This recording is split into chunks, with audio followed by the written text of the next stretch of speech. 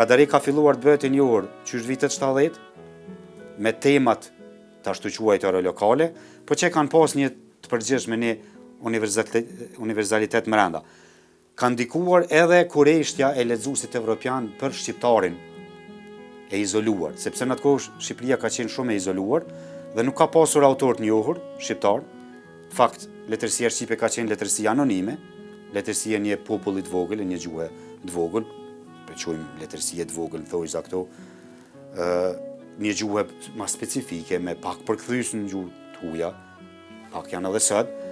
Në momentin kur u përkthy Kadare, përveç temave që lexuesve të jashtëm ju kanë interesuar për Shqipërinë, sepse Kadare ka paraqitur jetën e një Shqipërie siç e quajnë studiues Shqipërie tjetër, ka marrë një Shqipëri tjetër, temat historike po edhe temat aktualiteti.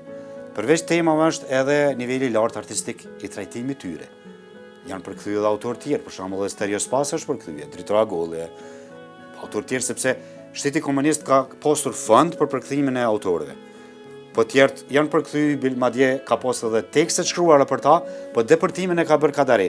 Pse ka bërë depërtimin në shkaku i nivelit lartë artistik, sidomos nivelit lartë narrativ. Kadare në radhë parë është rrëfimtar i shkëlqyer. Gjitha këto tjera të ide ideologjisë me kohë mund të harrohen ose të mos kuptohen, po sa të hapësh veprat e tij, si lexuesi shqiptar si huaj, përfshin me magjinë e tij të rrëfimit.